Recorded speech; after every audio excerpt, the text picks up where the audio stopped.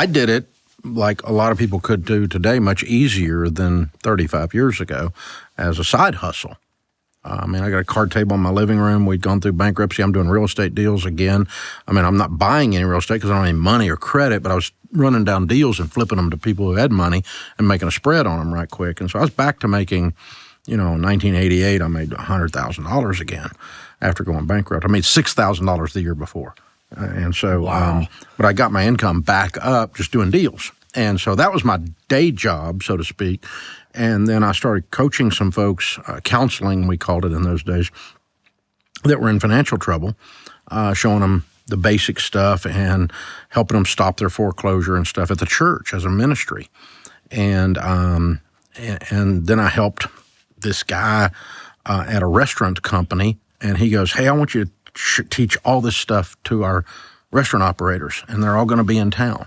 And he paid me $250 to come and speak. And I went, wait a minute, they'll pay you money to talk?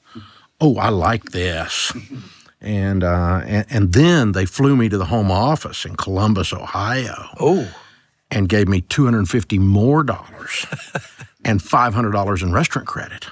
So big time. I'm up to $750 speaking fee now. And that kind of got the whole thing. I went, I can maybe do this. And then I wrote this little book and started selling it out of the trunk of my car, and I went on this bankrupt radio station for free. And I'm doing all of that while still doing real estate.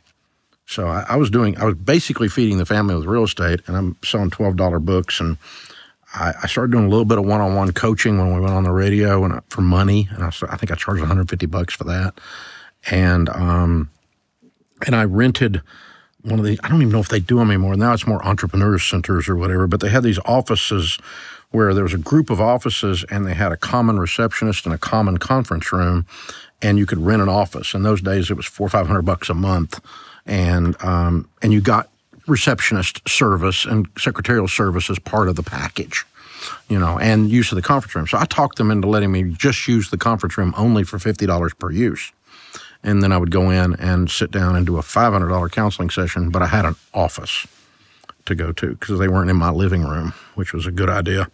And I sat down with Sharon and I said, I think I'm getting great joy from speaking and coaching, counseling people, and I see a way to start a class where I can do it a little bit more scale than one-on-one. And I think between those three things and making a little bit of ad money on the radio, that I think we could make, I wrote it all out on a yellow pad, I think we can make $62,000 next year if I went full-time financial peace and quit real estate. And she says, so we just went through bankruptcy and you want to cut our pay in half. Yeah. Again. Right. And I went, that's why we're talking about it. This is what I think we're going to make. And I think this is God's call. I think we're supposed to do it, but I'm also not going to make it, you do it, I'll keep doing it, we'll work it a different way. We're talking it through. And she says, well, let's pray about it. And she came back a couple of days later and she said, I don't understand this. It makes no sense at all, but I think we're supposed to do it. And so we quit. And I made $64,000 the next year. And thank goodness it didn't stay there. Yeah. Well, I'm impressed that you actually thought 62 and you actually brought in 2,000 extra. I think I had to prove to her I was right. I probably worked a little extra somewhere. Yeah. Extra, stayed a little longer somewhere, spoke a little bit more or something, talk somebody into raising the fee.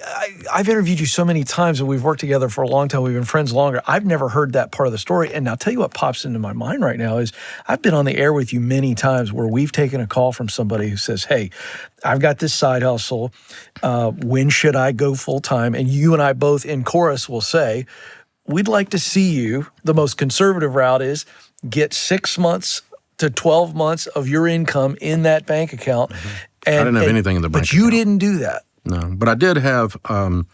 Why did you do that? I had good social proof. I had proof text. So I didn't make those numbers up because I had done it part-time as a side hustle. That's right. And I could see extrapolating that, doing a little bit more counseling, a little bit more books, expand the whole thing just a tiny bit more, and it would get to 62,000. You could see it on paper that it was a reasonable assumption. It wasn't like I just woke up one morning and went, I'm going to quit my job and start a business. Exactly. No, we don't do that. That's right. Not wise. Particularly, you got 2 little kids and you just been through bankruptcy. Right. Your wife will leave. Right. I mean, it's like that. That sucks. Yeah. So no, we didn't do that.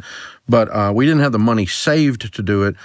But we did have the spiritual component to it, and that not that I'm going to blame God for me doing something dumb. People do that all the time, but instead it's like I really have this sense, this weight that I'm supposed to step into this, and electric things happen when I'm doing this, and when I'm over here, I'm making good money, but there's zero electricity. It's just to perform and take care of my family, which I'm willing to do. That's the first thing you have to do, take care of your family. Yeah. Then secondly, you get to live your little dream, That's right. But, and people that put their family at risk for their dream is, I don't recommend that either. And I didn't, because I could have gone back to doing real estate instantaneously. Right. If I had 3 bad months and made zero and we couldn't eat, I'm back in the real estate game. So it's not like I had a complete, there wasn't an escape hatch.